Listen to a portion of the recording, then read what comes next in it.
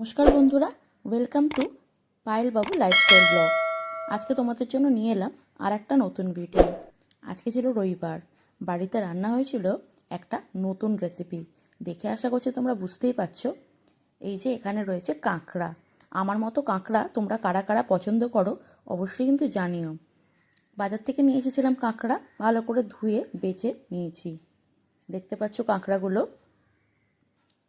ভালো করে বেছে তারপরে ধুয়ে ওয়াশ করে রেখেছি। এই কাঁকড়াটা কিন্তু আমি নর্মাল করব না, একটু অন্যরকম, আমার মায়ের রেসিপি। নিয়ে নিয়েছি তার জন্য আলুগুলোকে এরমভাবে কেটে নিয়েছি। আর তার সাথে নিয়ে নিয়েছি কিছুটা পেঁয়াজ, কিছুটা টমেটো আর কিছুটা গরম মশলা। আর তার সাথে নিয়ে নিয়েছি কিছুটা আদা আর রসুনের পেস্ট। এই রেসিপিটা কিন্তু আমার মায়ের, ছোটোবেলা থেকে মায়ের হাতে যতবারই আমি কাঁকড়া খেয়েছি ঠিক এই রকমভাবেই খেয়েছি। তাই জন্য ভাবলাম আজকে তোমাদের সাথে শেয়ার করি। প্রথমত কাঁকড়াটাকে ভালো করে আমি হলুদ আর নুন মাখিয়ে দিয়েছিলাম। দেখতে পাচ্ছ কাঁকড়াটা কি সুন্দর।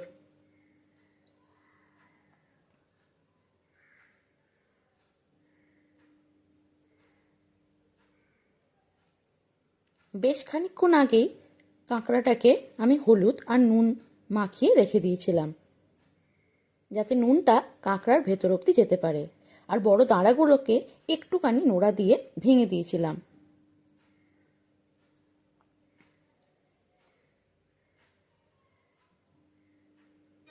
এবার বসিয়ে দিলাম কড়াইতে সর্ষের তেল।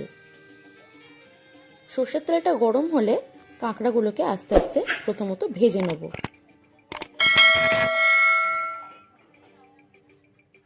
সর্ষের তেলটা গরম হয়ে গেছে, আগে ভেজে নেব আলুগুলো।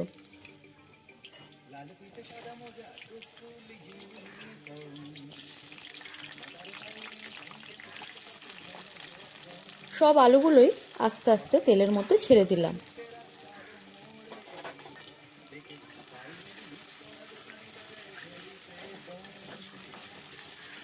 একটু ভালো করে আলুগুলোকে ভেজে নেব।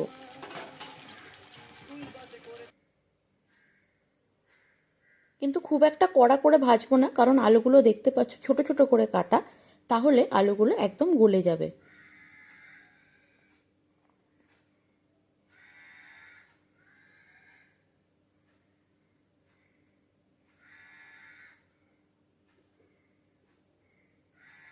আলুগুলো ভাজা হয়ে গেলে আলুগুলোকে আমি তুলে নেব। আর সেই তেলেতেই আস্তে আস্তে এক একটা করে কাঁকড়া ভেজে নেব।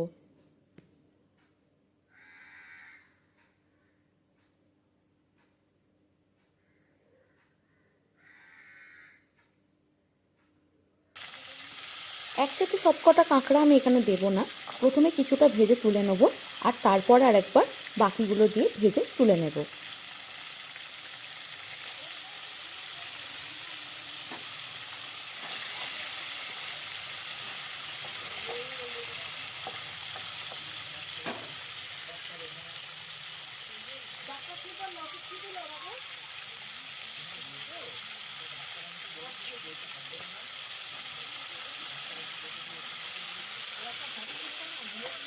একটা পিঠ ভাজা হয়ে গেলে একটু নেড়ে চেড়ে অপর পিঠটাও ভেজে নেব।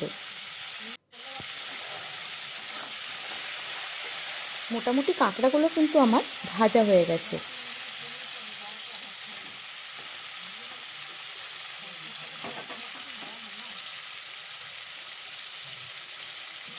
এবার আস্তে আস্তে কাঁকড়াগুলোকে তুলে রাখবো, আর বাকি কাঁকড়াগুলোকে ভেজে নেব।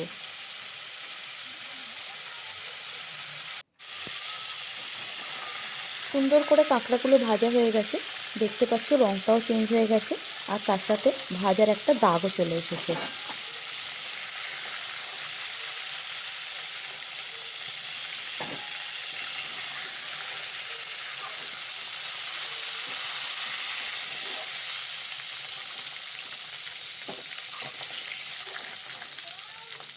এবার ওই তেলে বাকি কাঁকড়াগুলো দিয়ে দেবো, দিয়ে ভালো করে ভেজে তুলে একটা আলাদা জায়গায় রেখে দেবো।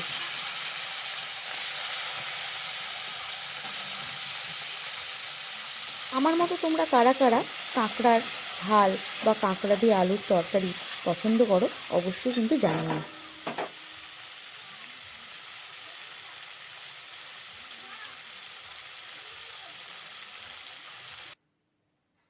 কাঁকড়াগুলোকে ভেজে আমি আলাদা জায়গায় তুলে রেখে নিয়েছি।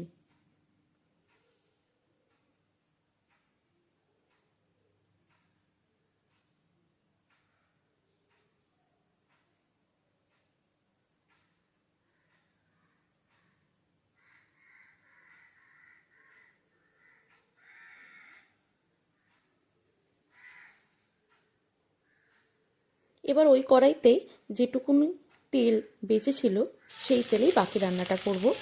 আস্তে আস্তে দিয়ে দিলাম প্রথমত গরম মশলা। গরম মশলাটা দিয়ে একটু নেড়ে চেড়ে নেব। তারপর আস্তে আস্তে দিয়ে দেবো পেঁয়াজ কুচি।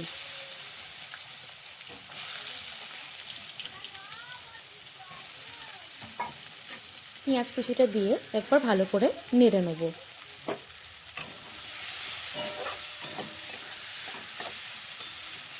পেঁয়াজটাকে একটু লাল লাল করে ভেজে নেব।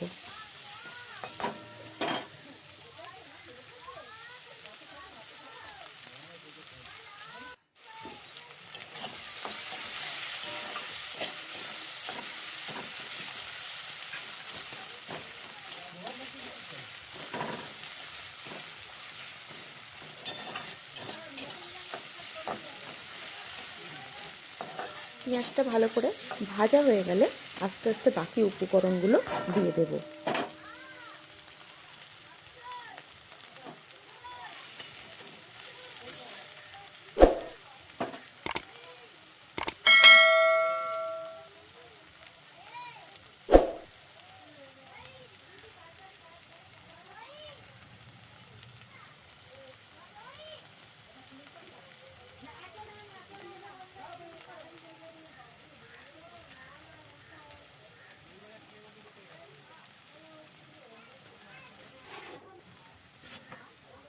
পেঁয়াজটা মোটামুটি এখন ভাজা হয়ে গেছে, দিয়ে দিলাম টমেটো কুচি।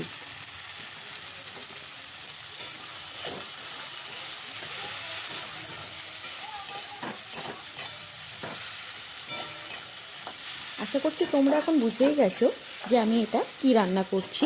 এটা হচ্ছে কাঁকড়ার সাথে আলু দিয়ে কাঁকড়ার আলুর রসা, একদম মশলাদার তৈরি করব। আমরা প্রত্যেকবারে যখন মন্দারমণি বা দীঘায় যাই আমরা তখন অবশ্যই ওখানে কাঁকড়ার অনেক রেসিপি খাই, কিন্তু সেগুলো হচ্ছে কাঁকড়ার ঝাল বা কাঁকড়ার নর্মাল কারি টাইপের আমরা খাই, কিন্তু এইটা হচ্ছে কাঁকড়ার সাথে আলু দিয়ে কাঁকড়া আলুর রসা।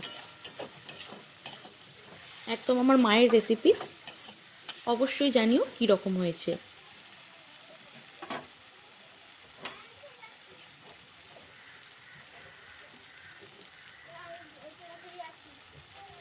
দিয়ে দিলাম আদা আর রসুনের পেস্ট। আদা রসুনের পেস্টটা কিন্তু আমরা কিনে আনিনি, বাড়িতেই আদা আর রসুন আমরা বেটে নিয়েছি। একটু বেশি করে আদা রসুনের পেস্টটা দিলাম, আবার ভালো করে এটাকে মিক্স করে নেব।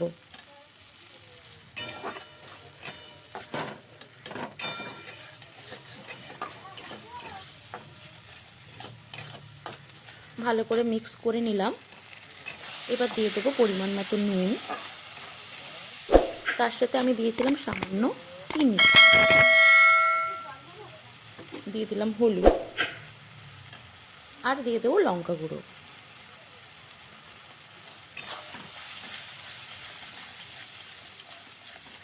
আবার ভালো করে মিক্স করে নেব।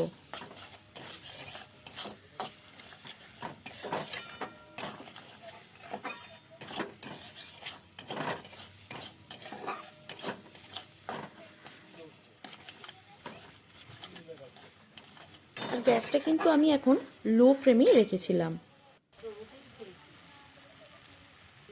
দেখতে পাচ্ছ তোমরা তেল ছাড়তে স্টার্ট করেছে। দিয়ে দিলাম অল্প সামান্য জিরে গুঁড়ো। যদিও আমি কষা জিনিসে জিরেগুলো পছন্দ করি না, কিন্তু যেহেতু আমার মা রান্নাটা করলে জিরে গুঁড়ো দেয়, তার জন্য সামান্য পরিমাণে জিরে গুঁড়ো দিয়ে দিয়েছি। আবার ভালো করে মিক্স করে নিলাম।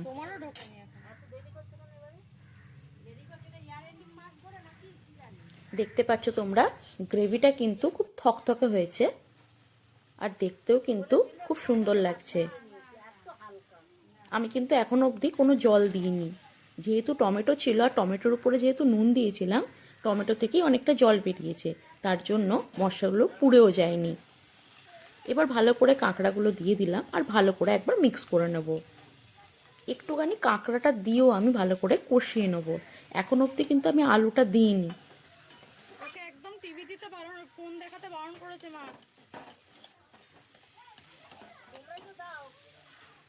আমি পুরো জিনিসটাকে ভালো করে মিক্স করে নিচ্ছি।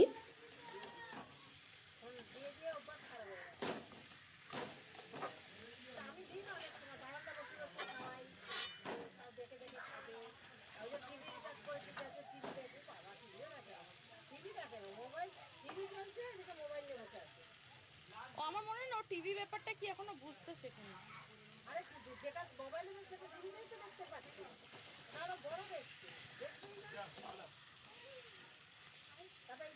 ভালো করে মিক্স করে নিলাম। আর এই সময় কিন্তু একটা সুন্দর গন্ধ বেরিয়েছিল। এবার আস্তে আস্তে দিয়ে দেবো আলুটা। আলুটা আমি কিছুটা ভেজেই রেখেছিলাম, সেই আলুটা দিয়ে দিলাম।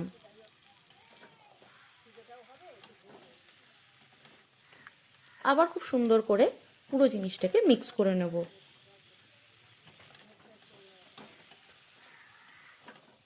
যেহেতু এটা কাঁকড়া আর আলুর রসা, তাই কিন্তু একদমই ঝোলঝোল হবে না, একদম মাখো মাখো হবে, কিন্তু শুকনো ভাত দিয়ে খুব সুন্দর লাগে খেতে।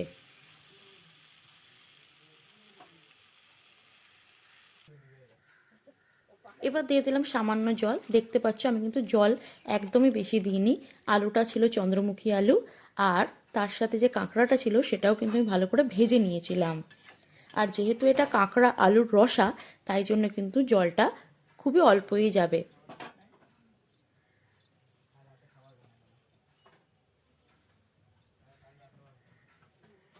যদি আমার এই রেসিপিটা তোমাদের ভালো লাগে, তাহলে অবশ্যই কিন্তু আমার চ্যানেলটাকে সাবস্ক্রাইব করো এবং আমার ভিডিওটাকে লাইক করো।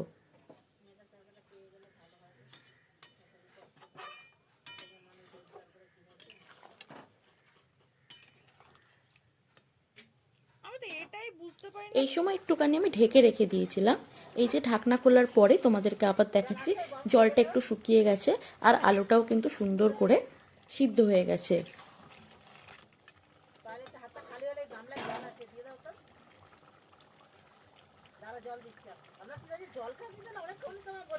ও বাবা, আমি বললে তো রাগারাগি করবে। এই পর্যায়ে আমি দিয়ে দিলাম একটুখানি গরম মশলা।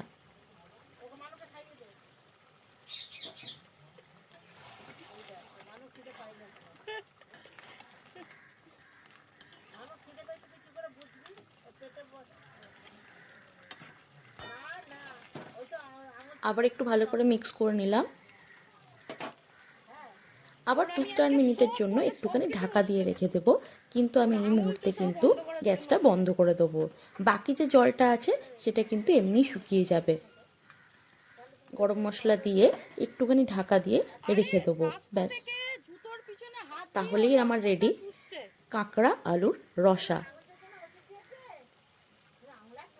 আমার মায়ের রেসিপি অবশ্যই তোমরা দেখো, আর যদি ভালো লাগে তাহলে অবশ্যই আমার চ্যানেলটাকে সাবস্ক্রাইব করো এবং আমার ভিডিওটাকে লাইক করো।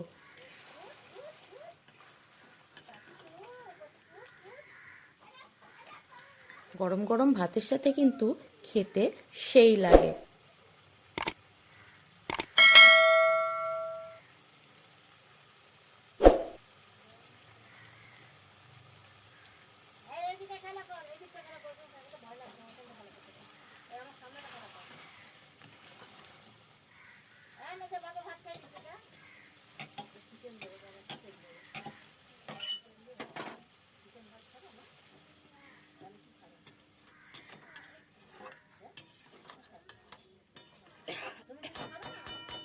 চ মানু চ।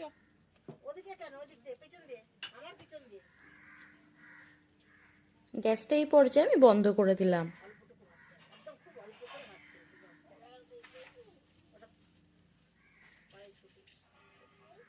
রবিবারের স্পেশাল রান্না আমার একদম রেডি। এবার শুধু খাওয়ার পালা। চলো দেখা হবে নেক্সট ভিডিওতে। আজকের জন্য